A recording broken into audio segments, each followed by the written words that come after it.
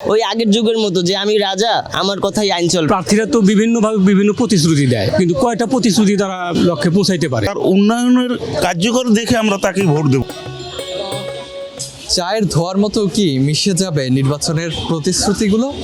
এমনই হাজারো প্রশ্ন ঘুরপাক খায় ভোটারদের মনে। সেসব প্রশ্নের উত্তর খুঁজতে আমাদের আয়োজন নির্বাচনে চায়ের দোকানে।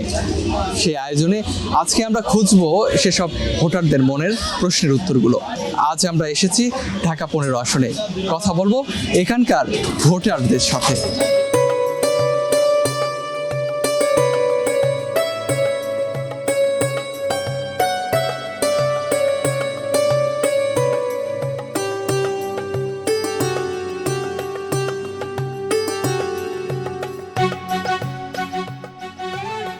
আচ্ছা, আপনি তো একজন তরুণ ভোটার, সেই হিসাবে আপনি কেমন প্রার্থী নির্বাচন করতে চাচ্ছেন?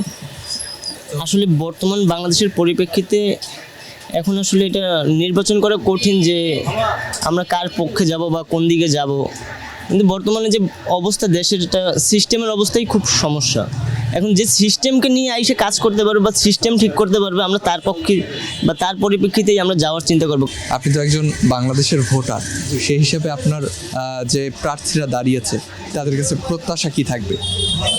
যে নির্বাচনে বাংলাদেশের মানুষ অনেক আকাঙ্ক্ষা নিয়ে বসে আছে, কারণ এলাকার উন্নয়ন না হলে আসলে জনগণের উন্নয়ন হয় না। আসলে বিগত সরকারকেও আমরা দেখেছি ওইভাবে পালন করতে পারে নাই।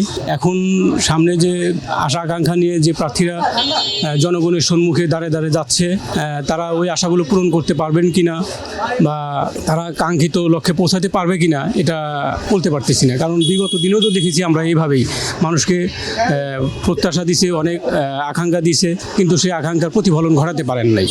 আশা করি আসলে সবাই তো চাই যে একটা ভালো ব্যক্তি আসুক, নির্বাচিত হোক, কিন্তু আমরা তো মনে করি যে আমরা যাকে ভোট দেই সেই ভালো, কিন্তু তারপরে পরেক্ষণেই দেখা যাচ্ছে যে উনি নির্বাচিত হওয়ার পরে ওই প্রার্থী আর জনগণের কথা ওই রকম বলতে আগ্রহী থাকেন না, জনগণ তার কাছে পৌঁছাইতে পারেন না।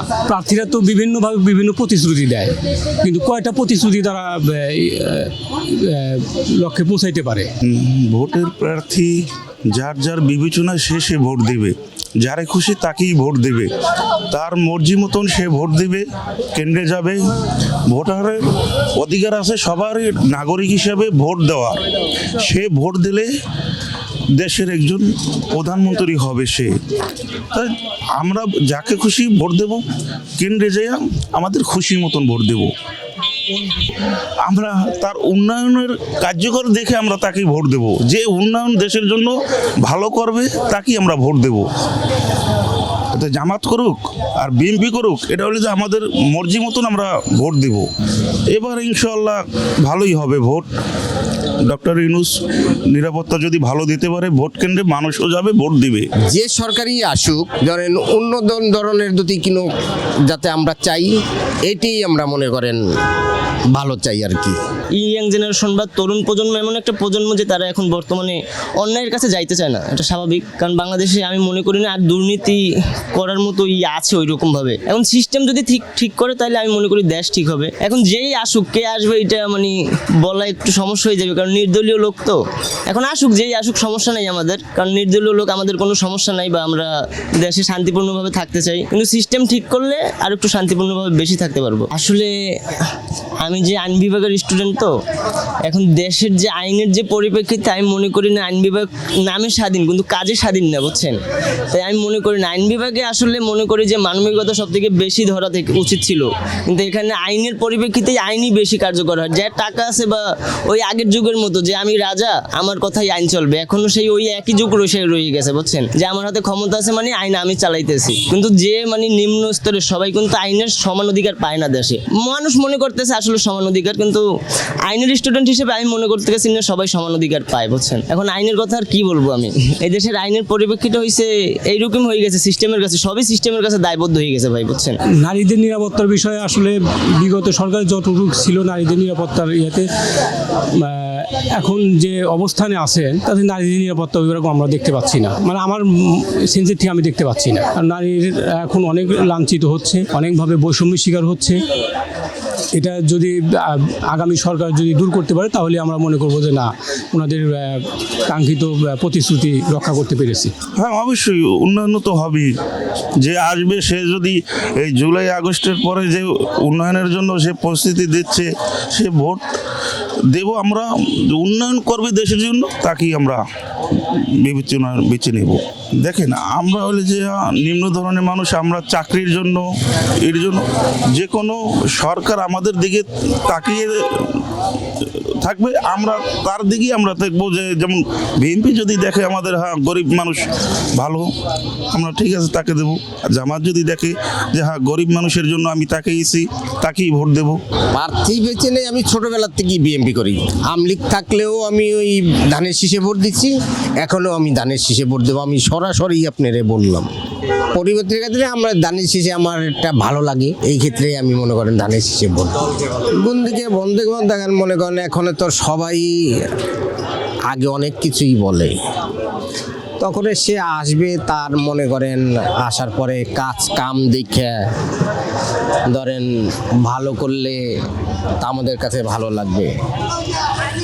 আমাদের তো মনে করেন তারা আসলে মনে করেন আগে যেভাবে চলতে পারতাম, এখন ওইভাবে তার চলতে পারি না। মহিলাদের জন্য মনে করেন ভালোভাবে যদি চলতে পারে, ভালোভাবে যদি রাস্তাঘাটে মনে করেন ঘুরে ফিরে যদি বাসায় আসতে পারে, তাহলে আমরা তো এইটাই চাই, সবার জন্যই চাই এইটা, খালি আমার জন্যে না। আসলে মানুষ যদি কিছু করতে চায় তা প্রলোভন দেখে কিছুই করবে না মানুষ, বুঝছেন। কিন্তু মানুষ স্বাভাবিকভাবে যদি কিছু করতে চায়, সে স্বাভাবিকভাবে এমনিতেই করে দেবে। কিন্তু ওই প্রলোভন দেখে যে আসবে, সে জীবনে আমি মনে করি না কিছু করবে, বুঝছেন। কারণ প্রলোভন দেখে সে শুধু ক্ষমতাই চায়, সে কিছু করতে চায় না, বুঝছেন, বা অর্থ চায়, অবৈধ সম্পদ চাই, কিন্তু সে কিছুই করতে পারবে না। এটা শুধু মানুষকে প্রলোভন দেখানো। রাজনীতি থেকে ব্যক্তিত্বরে বেশি বিশ্বাস করি, বুঝছেন। এখন আমার দেখতে হবে যে আসলে ব্যক্তিত্বটা কেমন, তারপরে আমি তাকে নির্বাচন করব।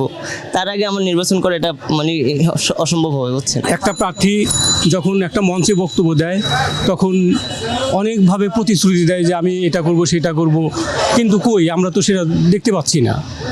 রাস্তাঘাটের বিগত সরকার যতটুকু উন্নয়ন করেছে, রাস্তাঘাটের দুর্নীতিও করেছে।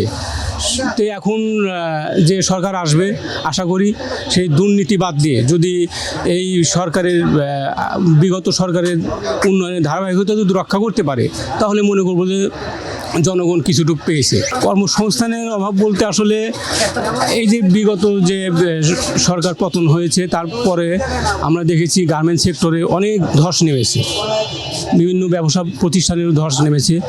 কারণ দেশের যে আইন শৃঙ্খলা অবশ্যই অবনতির দিকে যাচ্ছে। এটা সঠিক আইন প্রয়োগ হবে কি না, এটা এখনও আমাদের ধারণা আসে না।